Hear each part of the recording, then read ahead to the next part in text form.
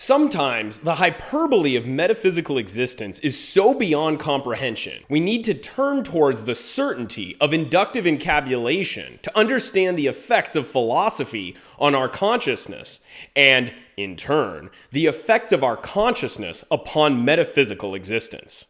Let's understand the basics of inductive encabulation here on Inductica.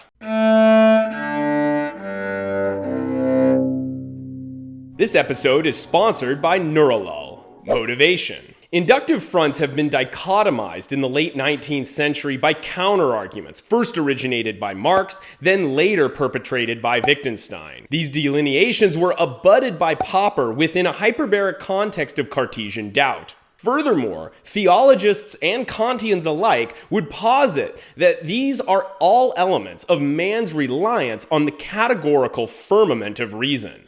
The induction of encabulatory prefects begins with ascertaining what exactly one must integrate from the pool of theories presented to them. Contextually speaking, this includes the spectrum of epistemological inferences one takes for granted every day. For anything to be veridical, a conquest asserts itself within the presumption of anthropometrical begrudgery, while the responsibility of dialectical integration rests upon the Athenic shoulders of philosophers. One must contest that the tautological identity is the absolute xenomorph. Fortified with this plenum of background knowledge, one can start verifying one's meta-metaphysics with the following inquiry. What process of encabulation can we never fail to deny when simultaneously consternating certainty, re-engendering metaphysical albuminization and de facto phylogenetic transaction for the purposes of transcending the neo-Kantian categorical firmament of reality and mitigate the effects of flossinos and nihilopilification? Investigation. The evaluation of a vivified simulation approaches the binary solutions for a fully expanded, high-definition schematic for existence, depends on one's ultimate retrotransduction into existential permanence.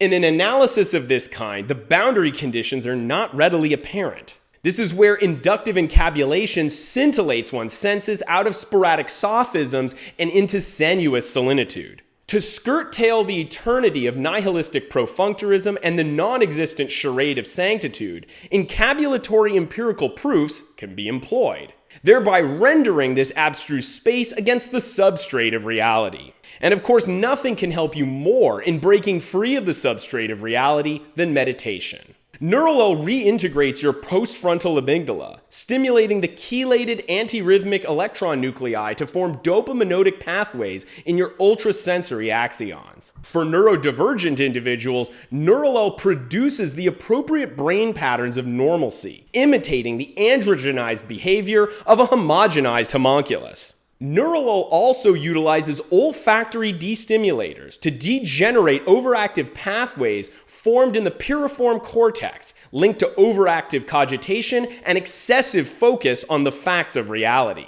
Now, of course, since you cannot exact reality, reality must not be exact. So once we understand the series of events which engender the universe in its entirety, we must then contend with the chosen gender of the entire said universe. Conclusion. Whether you need to formulate a dissertation on the computational powers of neoquarks, or you simply want a new theory of radiating social clemency, it all starts with knowing what you know and not knowing what you don't know.